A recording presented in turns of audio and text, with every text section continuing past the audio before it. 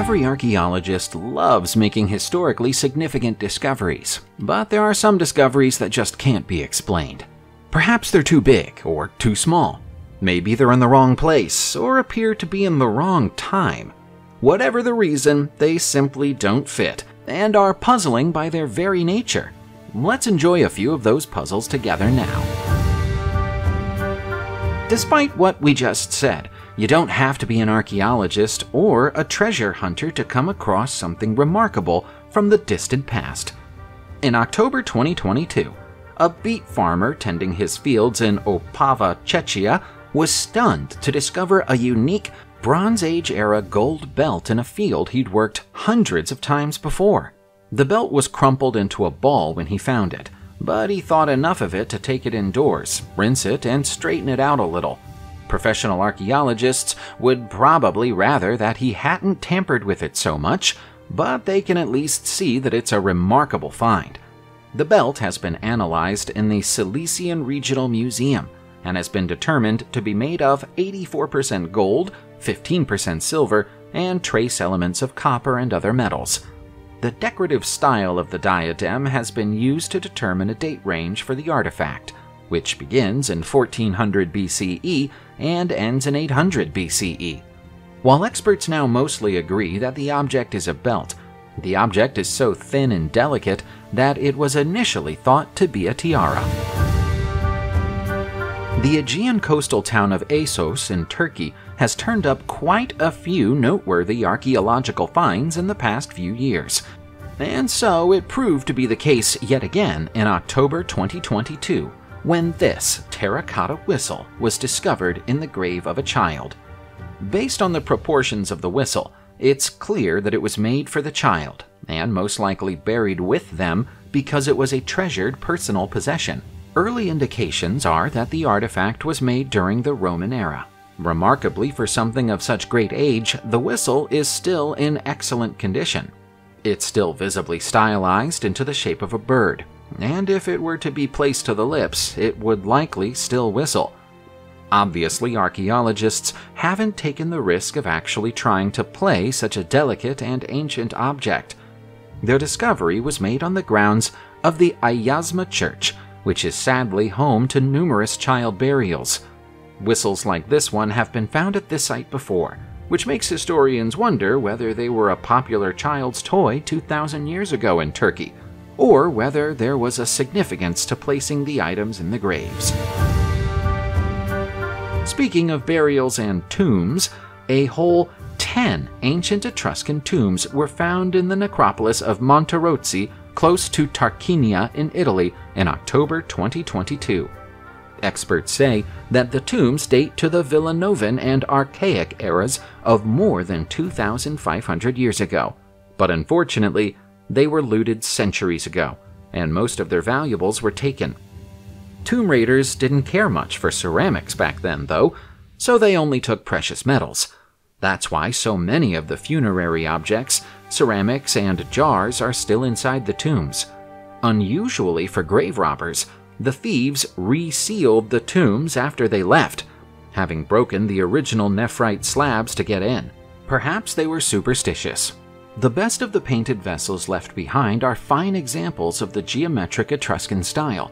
Some of them have been identified as the work of an anonymous but highly reputable ancient Etruscan artist, known only as the Painter of the Palms. Sadly, the thieves broke many of them in the hope of finding something valuable inside them, but all of the shattered fragments are still there and can be put back together. It'll be slow work, but it'll be worth it. Marcus Aurelius is recognized by historians as one of the greatest Roman emperors of them all. He became emperor in the year 161 and remained in charge of the empire until he passed away 19 years later in 180. If you're a film fan, you might recall seeing him played on the big screen by the legendary Richard Harris in the Oscar-winning movie Gladiator. It was customary for Roman emperors to have enormous statues of themselves built to watch over important buildings, and so it proved to be the case when the Roman baths of Sagalassos in Turkey were built. Unfortunately, the baths were almost completely destroyed by an earthquake in the 6th century. It took archaeologists more than a decade to comb through the site of the baths after rediscovering them in the early 21st century, and the most significant thing they found there was an enormous shattered marble statue of Marcus Aurelius. Much of the statue is missing. All the archaeologists could find were his head, lower legs, and right arm. What happened to the rest of it is unknown, as theoretically, everything that was destroyed by the earthquake should still be at the site, even if it's in pieces. It's a grim reality for archaeologists that they'll spend a lot of their professional lives confronted by death, by which we mean they'll often come across human remains. In October 2022, archaeologists in Lüchow, Germany, came across the oldest human remains ever found in the country. To be more specific, what they found was a cremation grave in the Duvensee Bog, which is a prehistoric inland lake. The location is already very well known to archaeologists, as it contains over 20 Neolithic and Mesolithic sites.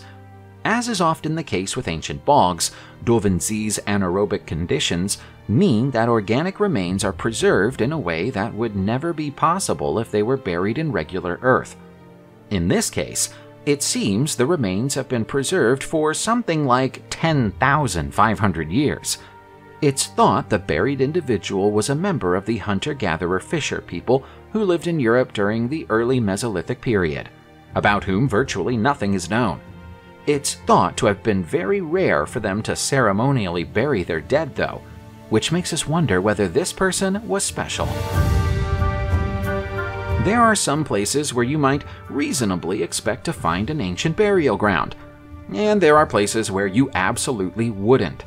Finding one underneath a disused department store in Haverfordwest, Wales, falls into the latter category.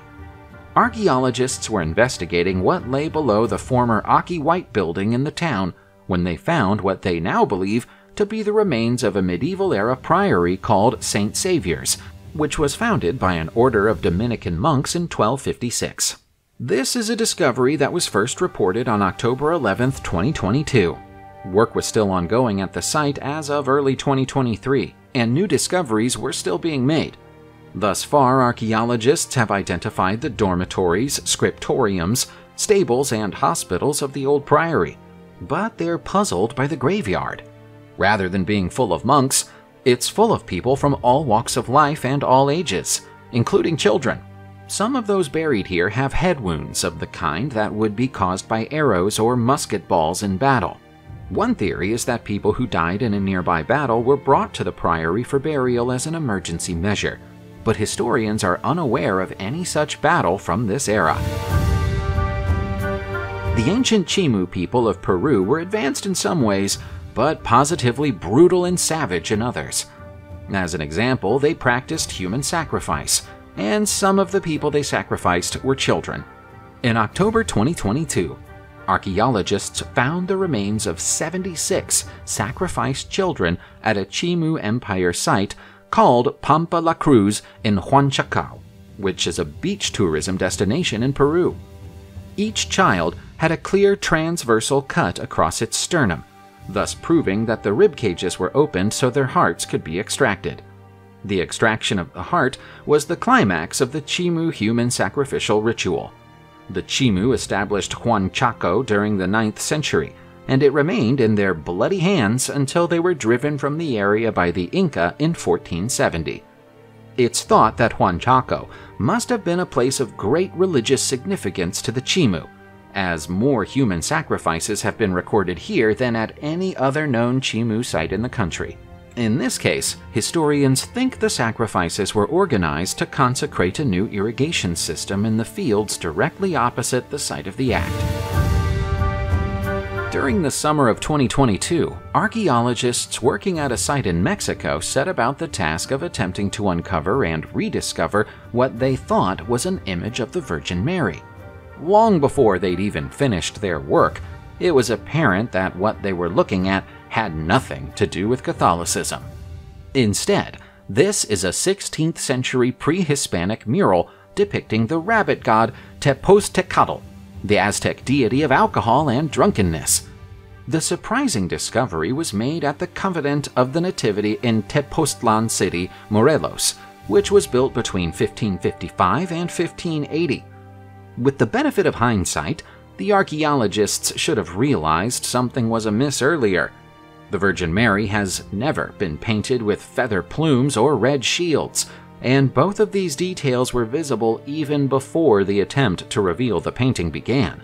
The big puzzle here for archaeologists is why these Aztec murals were left in place after the convent was adopted by Christians. The entire convent is dedicated to the Nativity of the Blessed Virgin, so why would its earliest occupants have tolerated the presence of what they'd surely have perceived to be a false idol on their walls? King Władysław the Elbow High is known to historians in Poland for unifying the country under a single crown during the 14th century. He's also known for being very short, hence his unflattering nickname.